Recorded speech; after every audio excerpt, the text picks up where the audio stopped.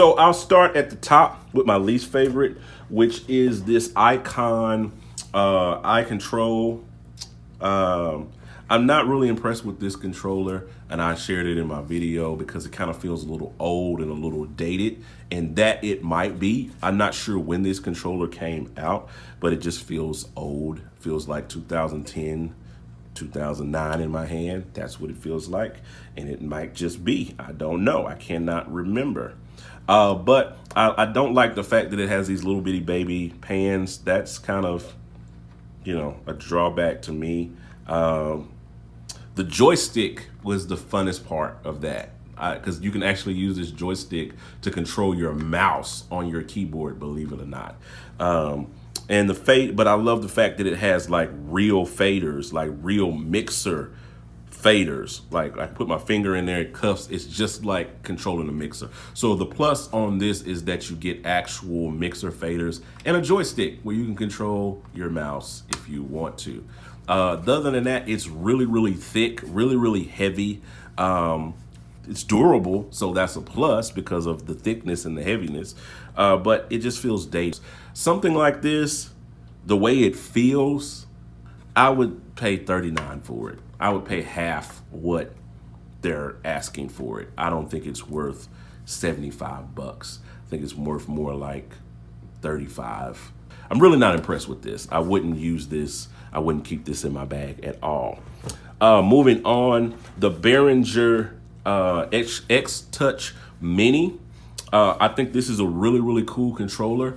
It's a little bit on the chunkier side, just like the iControls. I think it's actually thicker than the iControl, just a hair thicker.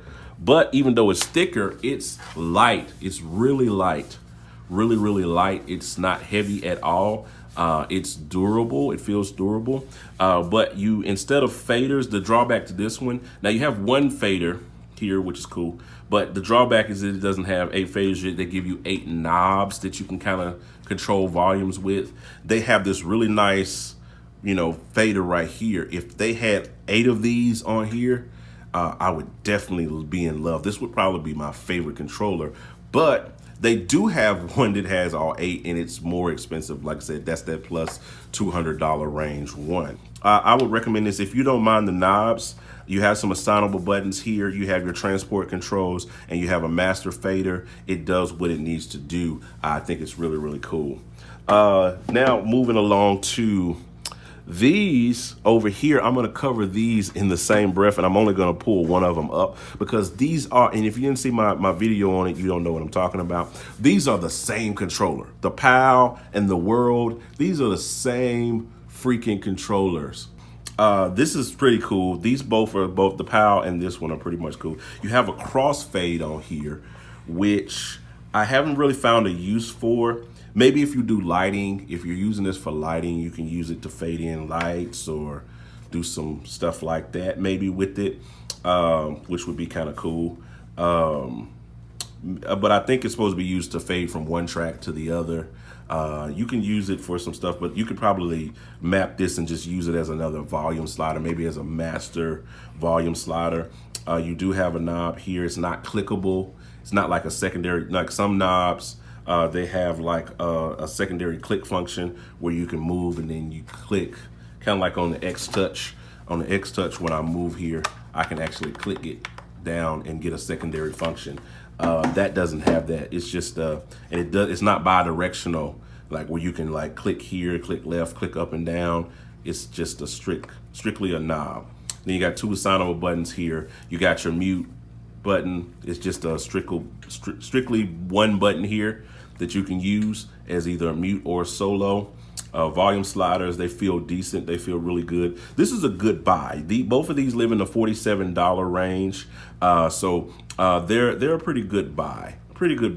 Then on to what has been one of my favorites and what I believe is the one that started it all, which is the NanoKontrol. This is probably by far the most popular the most popular slimline MIDI controller.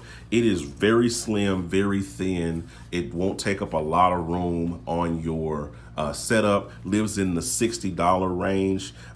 It's got a nice little fader there that you can grab and push up or whatever. Some people are kind of, iffy about that. I've heard mixed reviews on that fader. I like it. I like the way it feels. I wish it stuck up a little bit more. I wish you gave me a little bit more protrusion, kind of like on here or whatever, maybe just a little bit more. So you got your fader control, but I love that it has solo, mute, and record arm. I wouldn't use the record arm, but the solo and the mute are useful to me. Of course, the transport controls here and all of those things like that to be able to do what you need to do. It's very useful, very small, very thin, one of my favorites, and I definitely recommend this one.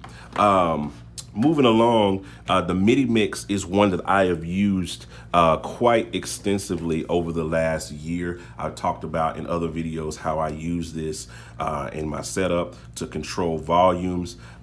If I'm using Ableton, most likely I'm using this controller, because if I'm using Ableton, most of the time I've got bus mixes and things going on from like my musicians. It's very functional, multi-use that you can use for really nice faders. I've always liked the faders on these, so I think it's really, really cool to be able to use. And this lives in the $99 range, so kind of take that for what it's worth.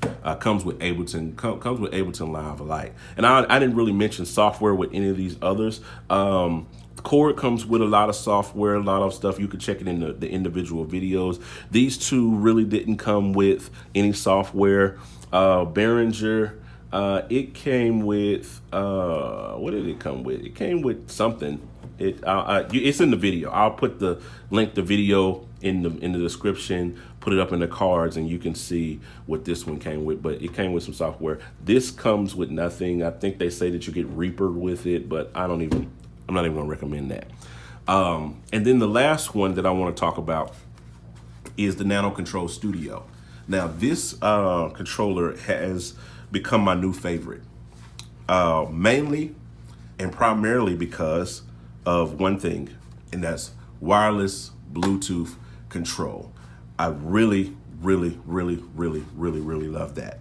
I really, really love the fact that I can control this, use this control to control my software, my instruments, my iPad, all of that stuff using Bluetooth wireless MIDI. This is my new favorite. This is my new MVP.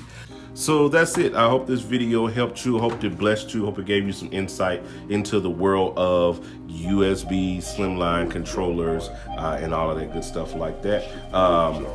Check out the links in the description to some of the individual reviews that I did on these controllers, and also check out the product links if you're interested in purchasing any one of these. If it kind of helps you make up your mind about one of these or the other, check it out.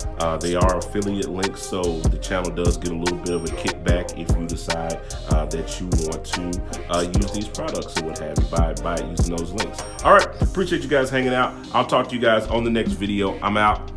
I'll let you boy.